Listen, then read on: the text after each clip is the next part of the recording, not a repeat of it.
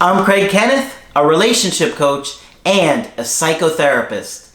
Every relationship is different and every breakup is different. Work with me and you'll get professional help on your situation. And if you're in no contact, focused on personal growth, my workbook series, The Knowledge, will help you make changes like you've never made before. Available now at AskCraig.net.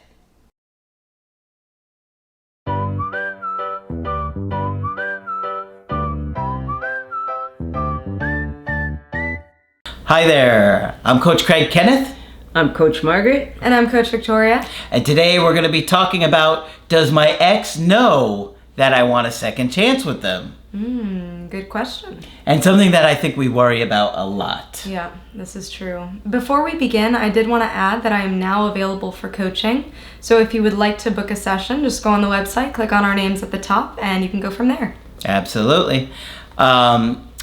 We'll be happy to help you out. Because breakups are so confusing. And it always amazes me to see how tiny little things really just set us off. And we just get so scared that we almost lose track of reality in a sense. You did, right? You kind of did. Yeah. Not for any length of time, But like for a few minutes at a time. Yeah, like something will happen that will set you off. Like even just your ex changing a profile picture will make you for like days like, oh my God, is this it? Is it over? Causing you to spiral. Yeah, something as small as that have nothing to do with you really feels like the end of the world. So it's so confusing when you're going through a breakup. And I know a lot of you guys are thinking, well, does my ex know that I want a second chance, that I want to fix this? And if they don't know that, is that why they're not reaching out? And a lot of times people have told us, well, I'll reach out to tell them if they change their mind, let me know. Right? No. So I'm going to say that right off the bat. No, we don't want you to do that. Don't reach out to your ex just to tell them if you change your mind, let me know. If it comes out naturally, like where they've reached out and you ask them to get together and they say no, they don't think it's going to work, that's when you could say, if you change your mind, let me know. Don't reach out after not talking for 2 months and say, if you change your mind, let me know. Right. Right. And many of you may have this worry because the relationship ended on bad terms. Yeah. There could have also been an unclear ending where you don't really know the reasons for the breakup. They didn't really have a conversation with you about it. And it could also be that your ex made you feel silenced. You didn't really get that chance to express what was on your chest and what was on your mind. And so you feel the need to express your feelings to them now, and you feel silenced, muted in a way from the situation. Yeah. And it really is unfair how exes are so quiet with us or give us such vague reasons for breakups sometimes, isn't it? It's cruel sometimes, Margaret. Yeah, it is. It's okay to be honest with people, and some people do it well. But more often than not, they just don't handle it well. Right? So...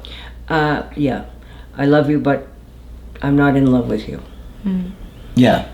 Or vague reasons. We want different things. What does that mean? Yeah. Why are you saying that? What does that mean, we want different things? And they don't give you any concrete examples, so it just leaves you even more confused on what to do. Right. And so you're thinking, well, maybe I should reach out. And, you start to reach out and you try and talk to them. Let's talk about it. Let's just talk about it. And then they don't want to talk to you, right? No, I'm done.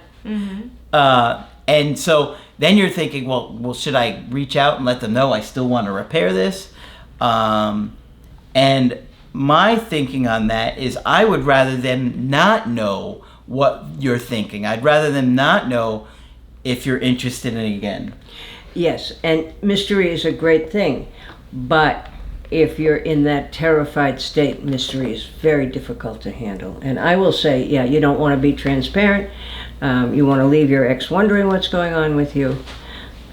Yeah, because I really want them to get separation anxiety from you. Right. Okay? I want them to feel what you're feeling, but they're not going to if they think, oh, you still want a second chance. Right. And if they wonder enough, then their behavior will escalate. Yep.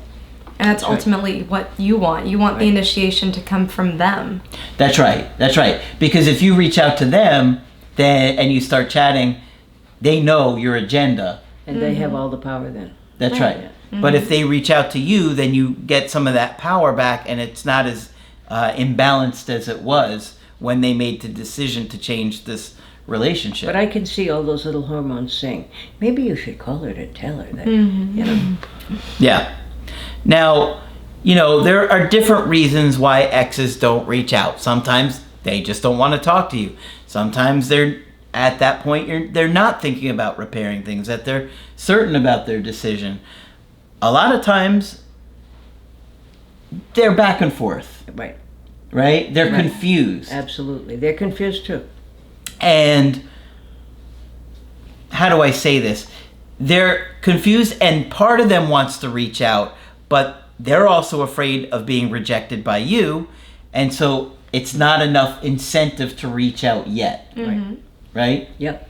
So they're afraid of rejection. And I hear exes say quite often, recently I've heard this one, I thought you hated me.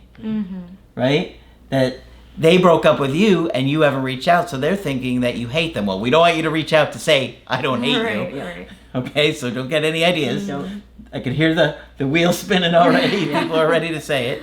Yeah. But we want them to start to be afraid that you're going to move on, that you're going to date other people, and that they could lose you if they stick to their decision.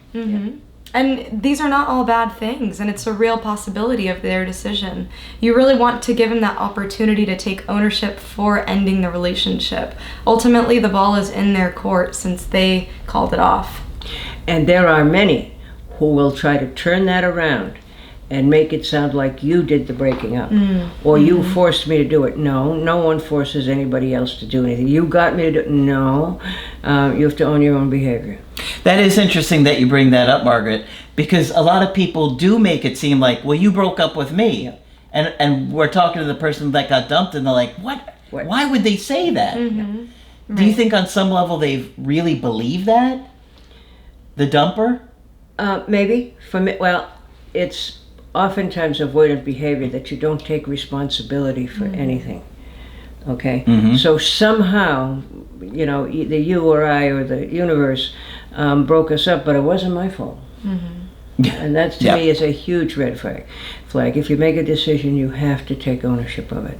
Right. And ultimately, the relationship would not have ended if they did not choose for it to. And that's a hard pill to swallow. That's the hard part. It's very painful, but it's true. And when they've made that decision, on some level, they feel like they have all this power. And the more you beg and plead, the more you're kind of giving your power away. And you don't want to do that. So... You don't want to be with me? Okay. And they are the ones responsible for reversing that decision. And it's a pretty good sign that you're a narcissist if you do that. Can you talk more about that? I think it's quite often that narcissists, particularly narcissistic men, although again I don't want to come across as only saying that men have narcissism, women do too, and we'll talk about that. But oftentimes the narcissist will wait 3 or 4 weeks, thinking maybe you've calmed down by then, and act like you broke up with them. And remember, they're very good at fooling you and lying to you, etc. And I've had people call me and say, I didn't break up with him. Have I lost my mind? No, he broke up with you, and he's refusing to take responsibility for the decision. That's gaslighting. Or they'll question your ability to make the decision. Your friends influenced you to make this decision. Your family, your mother, your dad forced you to make this decision. You're an adult. Nobody forces you to make a decision. If you want to get back with me, you know where the phone is. So as you're in no contact, not hearing from them, many of you are thinking or wondering if you should reach out and tell them that you want a second chance. But we really don't think that you should do that. Okay, now every situation is different. So there might be situations where you didn't treat your partner well, or you broke up with them, and you might need to do a reach out.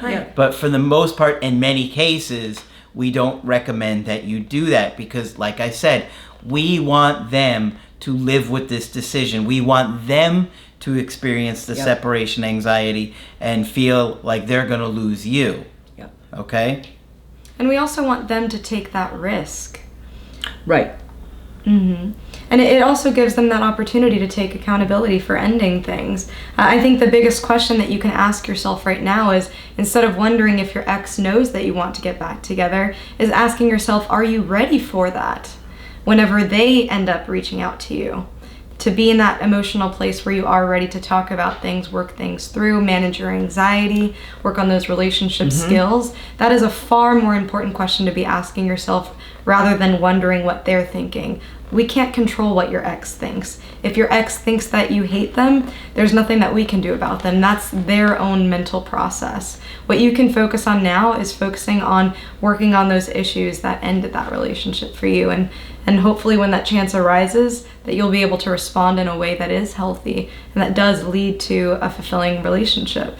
Yeah, that's a great point, because the relationship didn't work for a reason.